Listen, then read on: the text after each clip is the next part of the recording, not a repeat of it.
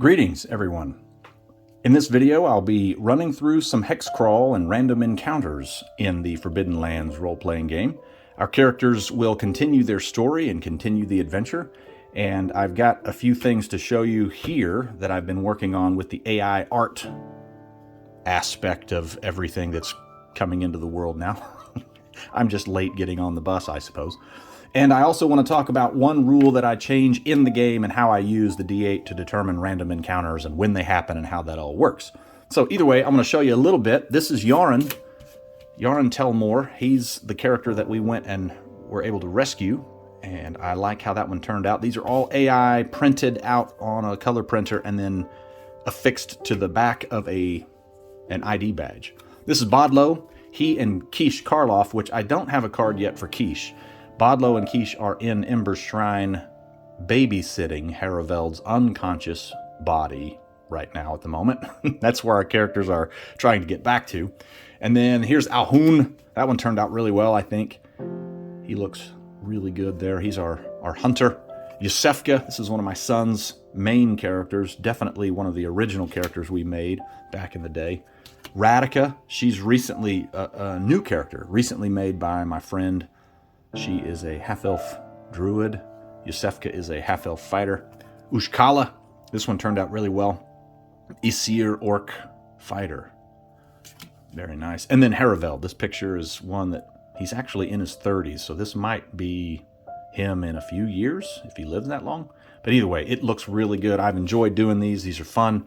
I don't want to lose my artistic, creative habits, and so I don't want to get to where I rely on AI art, but I was just dipping my toe in the pool to see how it was and played around with it. Hopefully you guys like them, and it helps me picture who's doing what and that kind of thing. So yeah, the other thing I wanted to mention before we get into the video, I recorded the Hexcrawl session, and it was rather long. I'm going to edit it down, and hopefully it'll be entertaining and informative. One thing that I do that's different, the rules call for random encounter checks when you go from one hex to the next, and certainly if you stay in a hex for very long, you can end up getting stuck with random encounters at a very high frequency. And so I split it up into the quarter days, rolling a 1d8. 1, 2 is the morning, 3, 4, 5, 6, and 7, 8, day, evening, and night. And if it rolls a 1, then there's a chance that a random encounter is going to happen in the morning quarter day. Does that make sense? So that's how I do it. That way there's a chance that it won't hit you 4 quarter days all in one whack when you're just simply trying to walk southeast, right? So either way, that's how I've decided to adjust it, and you'll maybe see some of that, but I'm going to start out the next little clip of the video right at the beginning of our first random encounter. We ended up leaving the Arina forest heading southeast, trying to make it back to Ember's shrine over here, and we didn't make it very far. We got down to right into this area where we had our first random encounter, and our characters had to deal with it. That is the beauty of the Hexcrawl. You don't quite know what you're going to end up with. So I'll end this portion right here and kick off the video of the actual gameplay. Hope you guys enjoy it. So I would say Varelda, she is no longer with us. So she takes off. She hugs Radika goodbye. She thanks the PCs for their efforts and their agreement and their deal. And she turns into a flock of ravens and flies north. We are no longer with her, so we can't rely on her keeping watch anymore. So let's break out our little sheet. And here's how I'll do it. So we're going to decide who's going to keep watch. And I think Radika is pretty good at that. So we're going to let her stay keeping watch. So she's out of play for other stuff. And we're going right there. And that is, yeah, I've been here. So technically, rules as written, we don't need to lead the way because we've been here. Shoot, we've been all over this place, right? So technically, here and here, we don't need to lead the way because we've been here very recently. So Haraveld doesn't have to do that. That's awesome. So we're all hiking southeast. Radika is going to be keeping watch. So I do once a day. Now the characters wouldn't know when this would happen, so they can't like cheat. And I'll only keep watch on the day, part of the day. So 1, 2, which is the morning. So I'll put a star and maybe an R out beside it, as that's when a potential random encounter could happen. You go to the GM's guide, which is right here. All right, so on page 147, you basically roll to see, is there a random encounter? We're technically still in the forest, so we'll go red first. Red first here. So here we go. D66 and 54. That will be an encounter. Number 54 in the forest is 34. So let's see what that is. 34 is, oh man. We didn't make it very far. 34 is the Restless Dead. A company of jesters are traveling along the road, some on foot and others riding in carts. Many of them are gaudily painted and dressed in comical garb, although this place in the wilderness is not exactly the ideal location for a performance. The men and women escorting the trope are on horseback, greet you in a tense manner. None of them are wearing makeup or body paint. That's how the text reads. So let's see. Since we had an encounter, now we have to keep watch comes into play, and that's Radica, and she's got 5 white and 1 red, and it says specifically that you can't help here. Keeping watch is your job, and that's it. So let's see what we got. Does she notice this group of Restless Dead and whoever it is that's riding with them? Does she notice them in time for us to potentially avoid this? So let's see. I've got 1 success. Now, in this case, they're not trying to hide. The Restless Dead, this encounter, they're not trying to set up an ambush. So technically, I don't need to spot them better than their stealth, right? There is no stealth at play here. So she succeeds in spotting them. Now, what do our characters do? We've got 3 recently freed slaves. We've got 1 bleeding gut wound Haraveld in his orc bind soul body. And a closer look reveals the jesters to be strangely apathetic.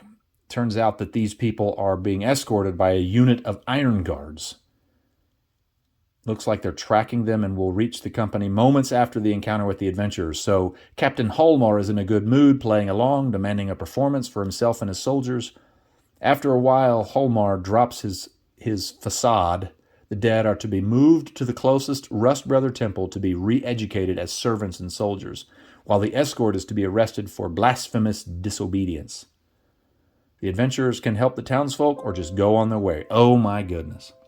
So there's townsfolk that are escorting the Restless Dead to a place where they can find rest. The villagers have herded together and are secretly moving them to a safe place where the Rust Brothers will not be able to find them. And the Iron Guard are following them, and we observe this. Oh my goodness, so what do?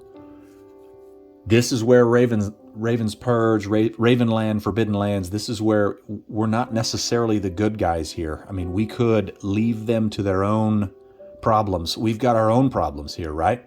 That'd be a very easier thing to do. Or you could do the right thing and maybe help out these villagers that are trying to get their dead somewhere where the Rust Brothers will not taint them, mar them, or desecrate their undead corpses, right? Oh, man. So, and how many hexes did we make it? Morning. So we made it 1, 2. We made it to the second hex, just coming out of the forest, right at the forest's edge. Okay, so let's figure out how many Iron Guards will there be. I don't know. It says a unit of Iron Guards. See page 40. I don't think that tells us how many's in a unit. So there's a handful of undead walking. There's a handful of villagers. So there at least has to be enough Iron Guard to be threatening and menacing to get this job or their particular goals reached, right? So it's not going to be just like 2. So here's what I'm thinking. And sure enough, page 40 of the Game Master's Guide doesn't tell me just at quick glance what a unit would consist of. So, oh my goodness, this is tough. What do our characters do? Man, oh man. And they're right at the edge of the Arina forest. So let's look at this on the map. We've only made it 1, 2. We're right here. We're right here. And we've noticed everything happen and unfold before us. We have not declared, are we going to intervene or are we going to be stealthy here? And as a DM or dungeon master or game master, if you're playing at a table with people, you're going to have to find out, okay, what do you guys decide to do? And if the players take 30 minutes to figure out what they're going to do, that's too long. You got to like put a timer on them at some point. So I'm trying to put a timer on myself here, other than just this video is going to be incredibly long. What do we decide to do? Do we intervene? So let's figure out what's a unit of Iron Guard soldiers like. Maybe, man, to safely move through this world, you need people, you need bodies, you need a good number of folks. 6, 8. I mean, a unit of Iron Guard soldiers might be close to 10. And there's no way our characters can help here. So let's do another thing. So let's figure that out. Okay, 6 to 10 is what I'm thinking. Or maybe 6 is kind of low. Let's go 6 to 12. All right? 6 to 12. So how do we figure that out? 6 through 12. Maybe if I roll a 6, then it's 12. If I roll a 1, then it's 6, and somewhere in between the rest of them, right? That work? Here we go. So how many consists of this particular Iron Guard? 2. So we'll say 7. Maybe they've had some issues. Maybe they've had some trouble. Maybe they've come across a little bit of the threatening, dangerous wilds that is the Forbidden Lands. So we're dealing with 7 Iron Guards. So random encounter, morning, yeah. I'd put number 34. Restless Dead is the name of this one. But it's definitely Iron Guard. So we've got 7 Iron Guard. And they all have horses. There's no doubt. All of those guys have horses. The villagers and the undead are on foot. And we'll say there's, 6 to 8 undead and maybe 4 villagers. Now, let's say let's roll a d66. And it would be very unlucky if we had some kind of emotional attachment to some of these villagers or the undead. Because then we would be like, now I feel like I have to do something where the choice is not necessarily taken from us. So you see what I mean? So the lower I roll, like 11, 12, 13, 14. If I roll 11 through 14 on D66, then one of our characters knows someone here. All right, here we go. 11 through 14. The black one will be first. Okay, good. Nobody here knows. Nobody knows anyone. So that's good. Hey, that's my mom, Oh, geez. Then our hands are tied. So now it still comes back to what do we decide to do? There are 7 Iron Guard here. How many characters are there? There's Heriveld, Ushkala, Yosefka, Alhun, Radika. And then we have 3 basically. I mean, Yaron is still, he has been enslaved. He has been in a prison environment, a slave environment, not treated well for the last 197 days. There's no way I'm counting him as a PC ready to go. So he's out of the fight. Him, Shaldine, and Clef, they're out of the fight. So 1, 2, 3, 4, 5 versus 7 Iron Guard on horses. So Iron Guard, their stats are redonkulous. Let's look at their stats. Okay, typically longsword or flail, heavy crossbow, chainmail or plate, great helm, large shield. Okay, we would be destroyed in this. We would be destroyed here. I think we need to lay low and stealth it. I think our characters, to survive this, I'm sorry, villagers. I'm sorry, Restless Dead, but the Rust Brothers, they outnumber us. They outpower us. Those villagers are not capable of fighting. That kind of armor, that kind of ability, those horses, there's no way. Even the 7 number, it could have been even more. Okay, I think we back off. Okay, so what does it say when you're able to spot something? I think that's the decision we're going to make. We back off or we try to stay hidden. So lead the way. Let me find that in my handy dandy workbook. Keeping watch. There it is. The rule of thumb is the GM rolls on the random encounter table once every quarter day while you hike. See, that's where I change it. I roll a D8 and figure out which one it happens on. Sometimes the GM can choose to roll more or less frequently. Hey, I am playing rules as written. If the random encounter is some sort of threat, the lookout makes a scouting roll to detect it, which we did, and she did. Make a straight roll, not an opposed roll, unless the threat is actively ambushing you, which this one wasn't.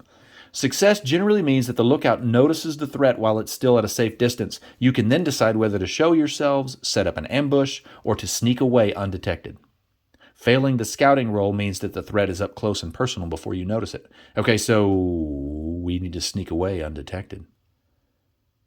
All right, now sneak, if I remember right, it's not like, does everybody have to roll that? Or is it one of those where your loudest, clunkiest individual rolls it? I can't remember. My goodness. Group stealth. When you and other adventurers use stealth side by side, each of you don't roll for the skill. Instead, only the PC with the lowest skill level rolls, and the result applies to the whole group. Ooh, boy, helping is not allowed.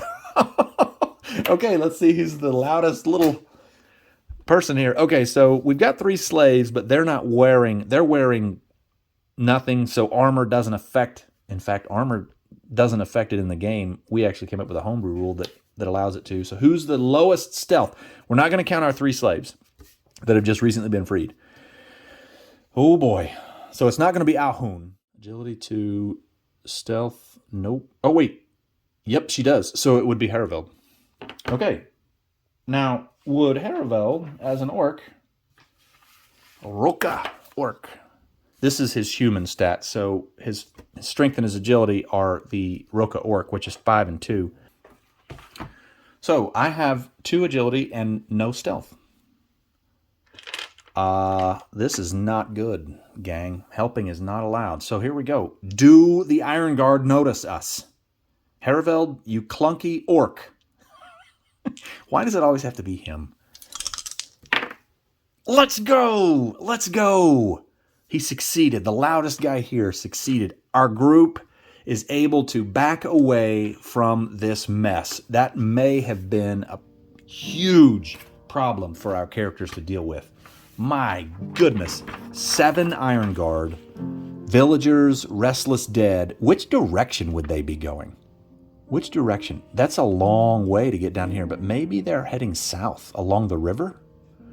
But that's going to run them right into a whole bunch of orcs.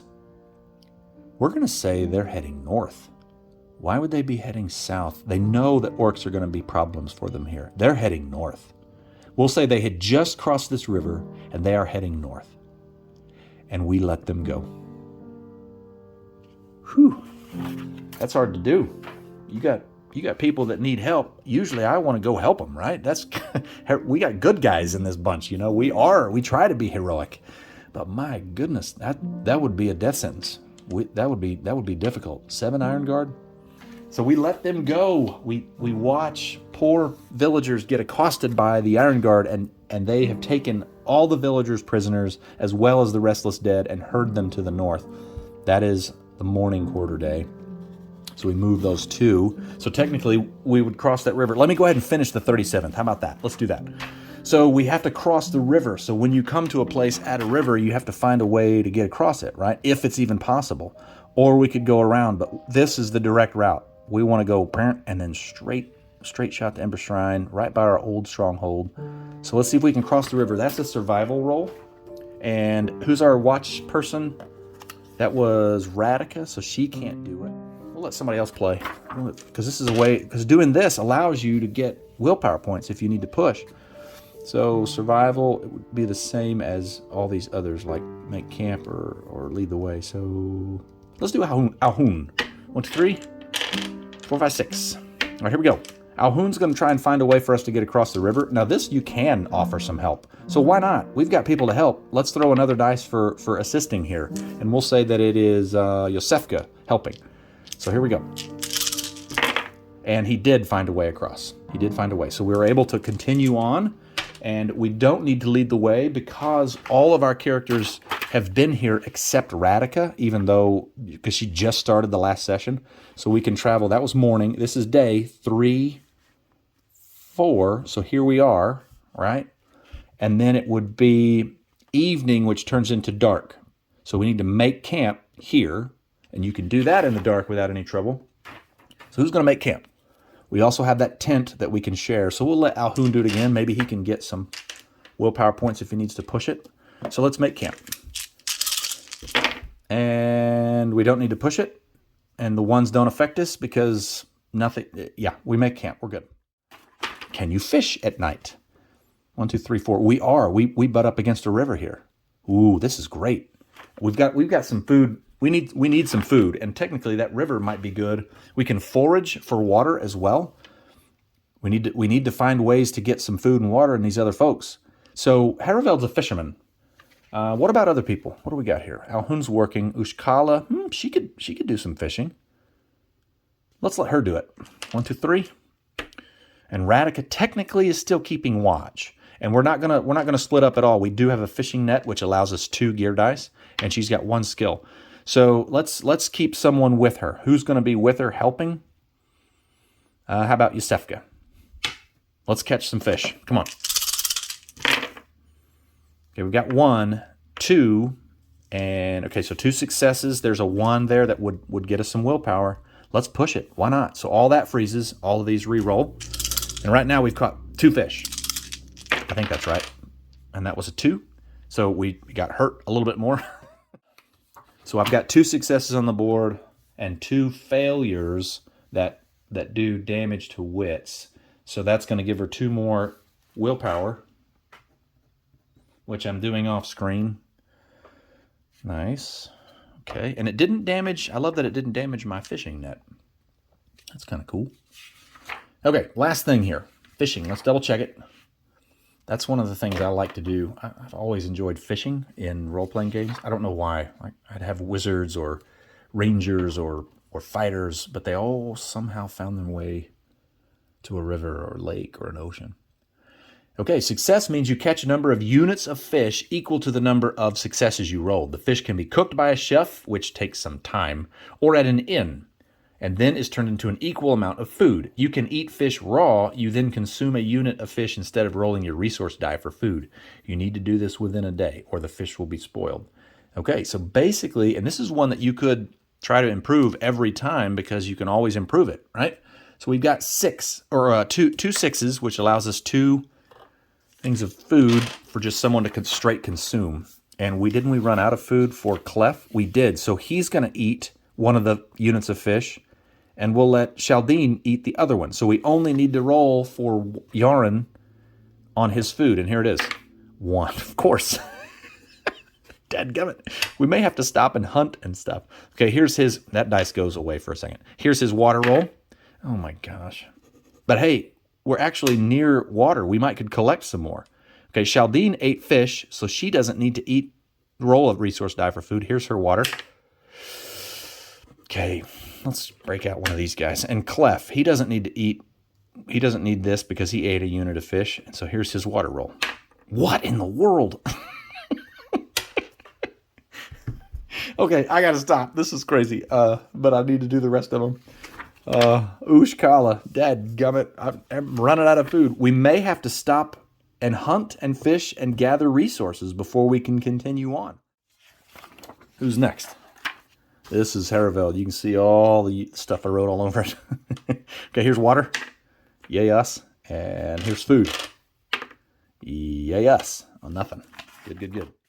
This is Yusefka. Here we go. Come on. Okay, D8 for water and a D10 for food. Here we go. Well, we lost some water, but she's still got a D6, so that's all right. And then Alhun, I think that's it. Oh, I got to do Radika as well.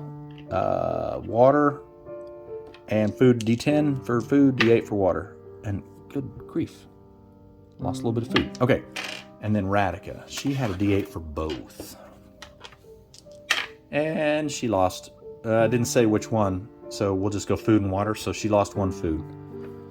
I'll write you down here, Radika. You're at D6 food.